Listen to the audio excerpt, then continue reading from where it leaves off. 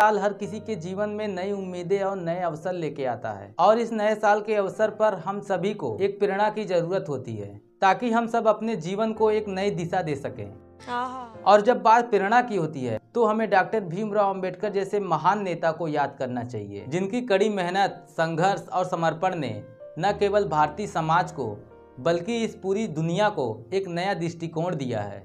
दोस्तों, आज की यह वीडियो हर उस आदमी के लिए है जिसको शिकायत है कि भगवान ने उसके साथ नाइंसाफी की है। यह वीडियो हर उस आदमी को देखना चाहिए। मैं तो कहता हूँ अपने हर उस फ्रेंड को यह वीडियो शेयर कीजिए जो अपने लाइफ में किसी न किसी वजह से परेशान है। दोस्तों, यह बात उस समय की है जब डॉक्टर भीमराव अंबेडकर एक छोटे से बच्चे थे। यह वह वक्त था जब उनकी जाति के बच्चों को स्कूल जाने तक की इजाजत नहीं थी। चूंकि उनके पिता भारतीय सेना में सूबेदार के पद पे थे तो उन्हें स्कूल में एडमिशन मिल गया। लेकिन जब वो स्कूल पहुंचे तब उन्हें पता चला कि उनसे कोई और बच्चा बात ही नहीं कर रहा है। वहाँ कोई भी उनके साथ खाना तक नहीं खाता था। यहाँ तक कि स्कूल के सारे बच्चे जिस मटके से पानी पीते थे वह मटका भी उन्हें छूने के लिए मना किया गया था। अंबेडकर को कभी भी क्लास के अंदर नहीं बैठाया गया। उन्हें हमेशा क्लास के आखिरी लाइन जहाँ सभी बच्चे के जूते रखे जाते थे वहाँ पर बैठाया जाता था। यहाँ तक कि बैठने के लिए उन्हें अपनी दरी घर से लानी पड़ती थी। दोस्तों, एक पल के लिए इमेजिन कीजिए कि 5 साल का छोटा बच्चा स्कूल में पढ़ने जा रहा है और कोई भी उससे बात नहीं कर रहा है। उस छोटे से बच्चे को यह डर है कि कहीं वह किसी से टच न कर जाए, और उस बच्चे को यह भी पता है कि अगर उसे स्कूल में प्यास लग गई तो उसे पीने के लिए पानी तक नहीं मिलेगा। दोस्तों, यह बात मैं आपसे 100 साल पहले की कर रहा हूँ, वो भी उस बच्चे की जिसकी पूरी जाति को स्कूल जाने की इजाज़त तक नहीं थी। दोस्तों, एक पल के लिए आप उस छोटे से बच्चे के अंदर के डर को महसूस कीजिए। आज हमारे बच्चे से कोई भी टीचर अगर सीधे मुंह बात ना करे तो बच्चे की हिम्मत तक नहीं होती कि वह अगले दिन स्कूल चला जाए, क्योंकि उसका कॉन्फिडेंस टूट जाता है। लेकिन बावजूद उस जिल्लत के बाबा साहब ने न केवल अपनी पढ़ाई पूरी की बल्कि अपने क्लास के बाकी बच्चों से बहुत आगे निकले। उनकी पढ़ाई की वजह से उन्हें वजीफा मिला और वह विदेश पढ़ने गए। उन्होंने अपने पूरे जीवन में 3 PhD की और उनके पास कुल 35 डिग्रियां थीं। उन्होंने अमेरिका के कोलंबिया यूनिवर्सिटी से इकोनॉमिक में MA किया। उन्हें लंदन स्कूल ऑफ इकोनॉमिक्स से डॉक्टर ऑफ साइंस की उपाधि मिली। यहाँ तक कि उन्हें कोलंबिया यूनिवर्सिटी से डॉक्टर ऑफ लॉ की उपाधि मिली। उन्हें कुल मिलाकर 9 भाषाएं आती थी, जहां लोगों का 1-2 सब्जेक्ट में इंटरेस्ट होता है। लेकिन बाबा साहब का अर्थशास्त्र से लेकर कानून और राजनीति से लेकर साइंस तक बराबर की पकड़ थी। दोस्तों, कहते हैं कि जब बाबा साहब की मृत्यु हुई तब उनके लाइब्रेरी में कुल 35,000 किताबें थी। ये कहने में कोई हर्ज नहीं कि पिछले 150 सालों के इतिहास में शायद ही कोई दूसरा भारतीय होगा जो इतना पढ़ा लिखा होगा। बहुत सही बात, बहुत सही बात। दोस्तों, डॉक्टर भीमराव अंबेडकर हमेशा कहते थे कि शिक्षा वह शेरनी का दूध है जिसे जो जितना पिएगा उतना दहाड़ेगा। इसके अलावा बाबा साहब से जुड़े इतने किस्से हैं कि अगर मैं वो किस्से आपको बताने लग जाऊं तो कितने दिन निकल जाएं। मगर आपको पता है कि मुझे हैरानी किस बात की है? पता नहीं क्यों देश के राजनीतिक पार्टियों ने किस वजह से बाबा साहब को सिर्फ दलित राजनीति तक ही सीमित करके रख दिया है। दोस्तों, आज के जनरेशन में बहुत सारे लोगों को यह लगता है कि बाबा साहब सिर्फ दलितों के नेता हैं। असल में सच तो यह है दोस्तों कि बाबा साहब के ज्ञान का जो लेवल था, अलग अलग समस्याओं पर जो उनकी राय थी, और वह इतने ईमानदार थे कि ऐसी ईमानदारी भारतीय पॉलिटिक्स में किसी और नेता में नहीं दिखी। दोस्तों, बाबा साहब खुलकर कहते थे कि मैं गांधी को महात्मा नहीं मानता। 1953 में BBC को दिए एक इंटरव्यू में उन्होंने अपनी बात खुलकर सामने रखी थी।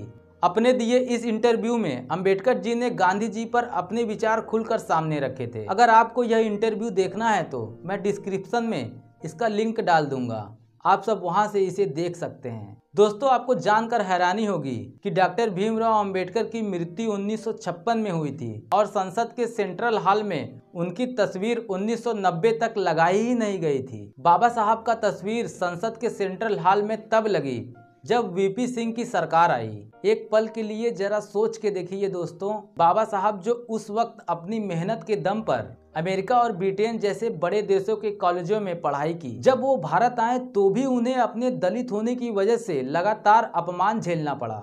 दोस्तों, बाबा साहब चाहते तो बड़े आसानी से अमेरिका और ब्रिटेन जैसे देशों में बस सकते थे, लेकिन उन्हें अच्छे से पता था कि अगर मैं यहाँ से चला गया तो मेरे लाखों करोड़ों दलित भाइयों की लड़ाई कौन लड़ेगा।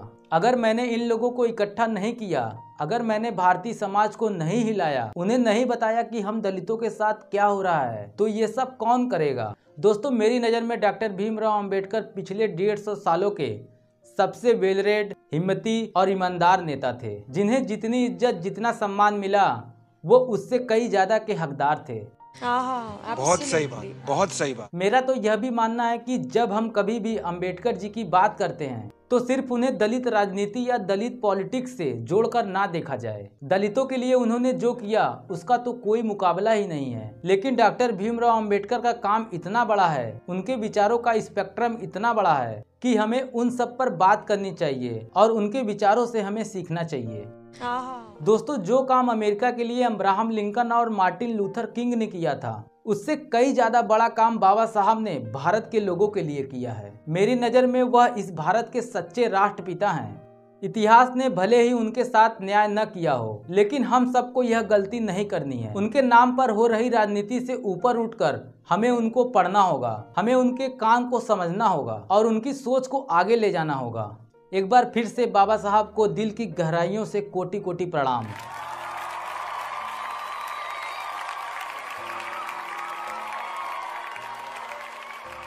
अब आप गाना सुना दीजिए। माँ बाप तक गवा दिया, दलितों का सर उठा दिया। माँ बाप तक गवा दिया, दलितों का सर उठा दिया। अर्धांगिनी बिना रही, एक एक रतन लुटा दिया। इतने बड़े त्याग से हैरान कर गए, अंबेडकर औलाद भी कुर्बान कर गए। अंबेडकर औलाद भी कुर्बान कर गए।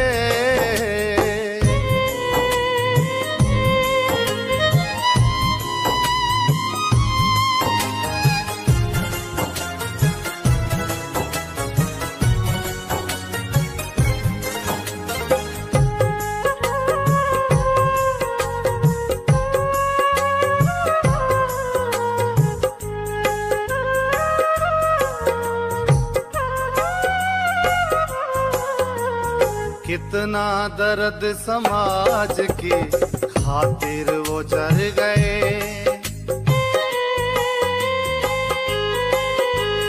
कितना दर्द समाज की खातिर वो जर गए।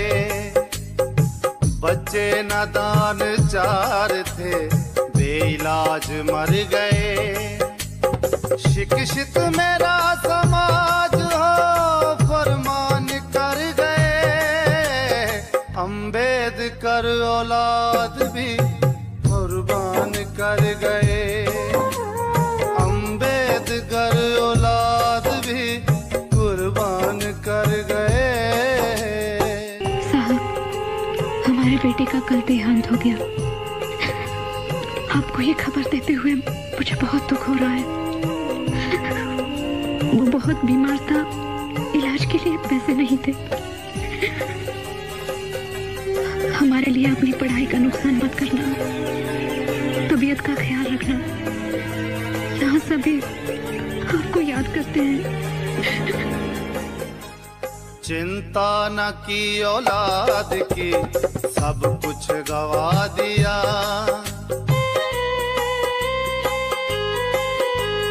चिंता न की औलाद की, सब कुछ गवा दिया। लेकिन दलित समाज का रुतबा बना दिया। जी पाए हम भी शान से, संविधान भर गए। अंबेडकर औलाद भी कुर्बान कर गए।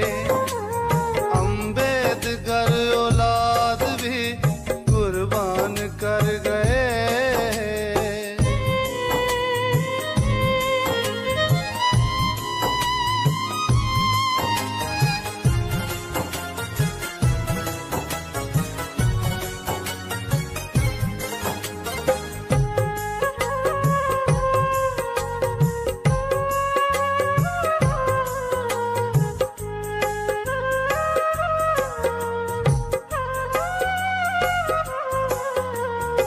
अब पूजते अंबेडकर पहले खबर न ली।